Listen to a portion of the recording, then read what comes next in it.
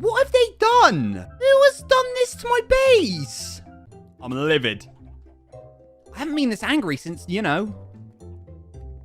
Oh no! Welcome back to Legacy Weekly. Our writer is Noteworthy59, our editor is Hollow Knight, and my name is Awesomeness.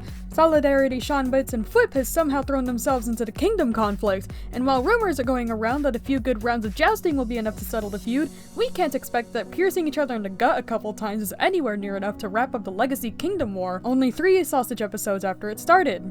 Albemon's Gemini Tay, Nashcrafter, S Major, and Catherine Elizabeth have not posted this week, presumably taking their Easter weekend off. With that out of the way, here's the events and highlights of the Legacy SMP this week.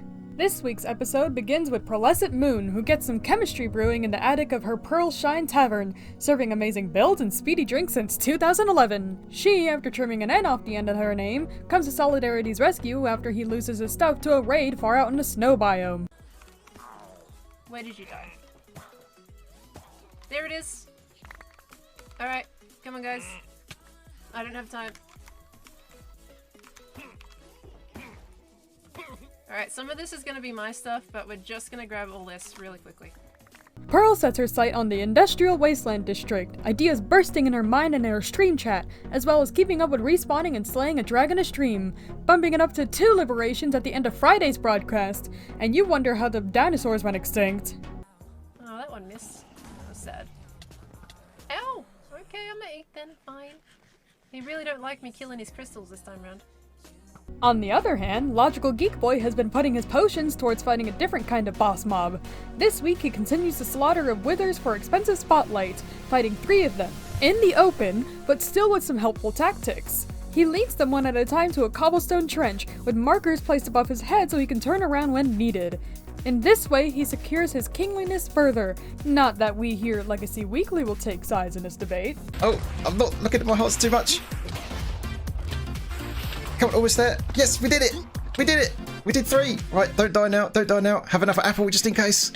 Yes, we did it. We killed 3 withers out in the open with just our secret weapon, the cobblestone track. Logic fixes the Elytra landing pad to have an E instead of an H, then sets foot in the Industrial Wasteland District and plans to have a Willy Wonka factory base, just with none of the outside cheeriness and 300% more of livability.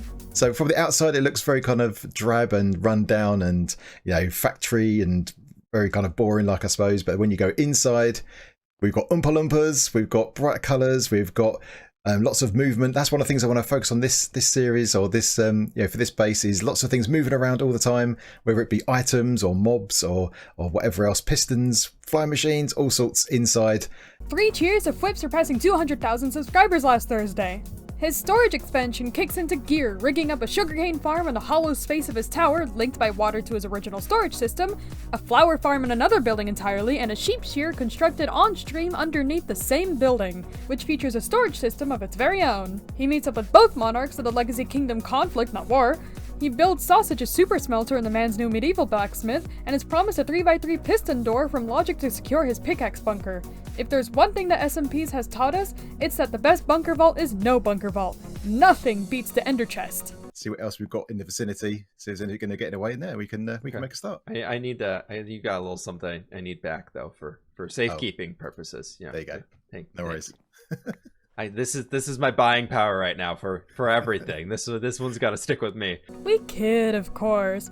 Flip mentions that he has some challenges for Sausage upcoming, most likely some redstone-based trials inside that bunker. Then dips from the medieval district. It's Solidarity's turn to be the most wound-up player on the server this week, having to withstand the combined base prank effort of Gem, Sausage, Flip, and a wandering creeper, the last of which pays him a visit halfway through his chicken cooking. Thank you very much.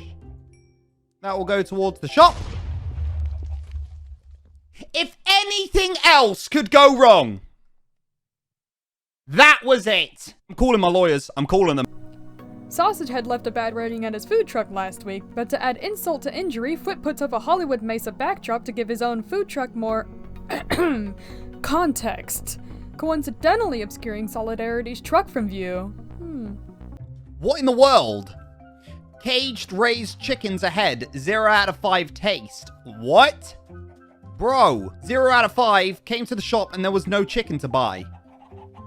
He has a point there. There was no chicken to buy, but... Mythical Sausage decides to take a break from his whole immediate war with no prior investigation deal, furnishing an upper floor of the AGHQ with a detailed meeting room. Apart from constructing a medieval blacksmith to supply his war effort, he assists Nashcrafter in getting some guardians into the shopping district. There, they built a place to purchase a Guardian Farm Lifetime Pass, and the building has a glass ceiling with an aquarium built into it. To say their attempt to get laserfish into the place was unsuccessful would be false, but... Get him! Hello? Get him in the cart! Yoink! Get him! Yoink! Yoink! Yoink! Get in the car, you stupid fish! Get in the cart! He's in! Get in! Where's the cart? It's over here! Hold on! Let me push it back! Nemo, you're the dumbest boy I know! Nemo! No! Nemo! He's dead. It freaking no! The cart went through! Hold on! Oh, As all Minecrafters do, Sausage needs to at some point repair his gear. Of course, he uses Logic's Endermelon, but neither bows to Logic nor tips him a diamond. Being the rival king, he just, busts down the door. guess what? I am the rightful king of this server, but I'm not proclaiming loyalty to Logical Geek Boy by going inside this door. You know what I do? What any good king would do? Break into things like this. Break into things like this. Put that fake door back. This ain't gonna contain me. Look at that. No diamond needed. No diamond needed. See that? I can open and close this door. No diamond needed. You know what? Because I'm the rightful king of the server. And you know what I'm gonna do too? I'm gonna take a head. I'm gonna take a head too. After he lends some netherrack from Logic with the price of a favor to be named later, Sliced Lime happens to glimpse Nemo flopping around on the nether roof on his way to the Endermelon. Alright, well, we have a friend on the roof. The drowned farm he makes on stream is converted into an airship mooring tower built with a barber pole spirals made of nether brick and grids of colored glass in between. He puts together a medieval district cinematic showcasing the area's structures in full shader experience. Shawn bids flees from the comfort of his hobbit hole after catching wind of the fact that people are accusing him of robbing bubbles. Out in the Oriental district, he builds a cluster of old-fashioned Asian houses, some cramped but fitting interiors, and a creek running through their front yards. While no longer being the richest member of Legacy, Shawn decides to make up for it by committing self-oof in a variety of interesting ways. At 99, he stands benignly in front of Solidarity, letting the man's shiny pitchfork finish the job and bringing his death count to 100. One more.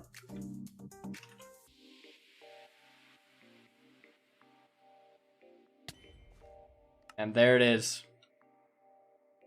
The 100th death, guys. Shawn's turtle breeding antics are keeping his server mates awake at night, Germsy Boy being no exception. A zombie yoinks his gear and probably would have kept killing him for quite some time if Whip hadn't swooped in and brought its demise by multiplayer cooperation. I don't understand. No! Don't die again! No! I cannot die again. No! Okay, okay. Oh! Whip!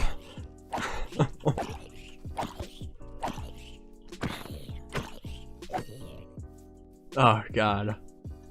That was terrible. Alright. After slaying a wither and a crafting beacon, but not activating it just yet, he marks out the line he plans to expand the canal across. In the meantime, a large sector of the Tuscan village springs up along a cobblestone road. And I think it's looking good. I think that was the best choice. But let's start adding in some bone meal around here maybe. Some flowers would be nice. Archelaus, after building a bridge between his and Nash's places to test out the replay mod, is conveniently charity bombed by Bedman when he prepares for an Elytra end raid. Alright guys, anyways, it is time. It is time to go to the end because we need to get some Elytra, guys. We're gonna fight the Ender Dragon. We're gonna get an Elytra because it takes so much... He meets up with Chimneyswift to add to the portal network, decorating the obsidian frames on both sides of the wibbly wobbly purple. 4 withers spawned in Mineshaft and 4 nether stars obtained. His new base in the Treehouse Village district is a blue glass fish tank with the quadruple power beacon pyramid next to it. Who knows, maybe we can even put a minecart rail around there, have a mob go around there or something like that, but we're gonna have to clean up this area. And what I was thinking, like my very general plan, was to build some custom jungle trees on the side to hold up the fishbowl. The blessing machine is kind of an eyesore on the back of the honey chapel, which Chimneyswift covers up with a stone-rimmed field of potatoes and his first custom tree. He also accepts Nash's AG quest of accompanying her on an end raid, and builds that one bridge over that one river that his fans were telling him to do that one time. But it ended up being a little bit wider than I actually kind of anticipated, but I think that's kind of good because it gives you plenty of room here to kind of ride your horse across. Back in Archelaus's end, they have a heavily censored out chat about constructing something that begins with S under the potato patch and connecting to a nearby tunnel. Remember the talking about that we're gonna keep secret? The I was thinking, yeah, we could have like a like underneath the like one of the I wanted to do it under here, so it might be kind of close, but do like a. Knowing the character of this server, it's most likely going to end with Egret Store, Egret Base, or Egret Meeting Room. But then again, what has the Legacy SMP followed them most likely? And lastly, there's Vigaman, who brings out the steampunk of his district even more with a mountainside water wheel and some quadcopter farms. Those of the not hovering variety are stationed inside the helium envelope of his Zeppelin, and his portal room is relocated to a Victorian-style house. Yeah, some kind of windmill.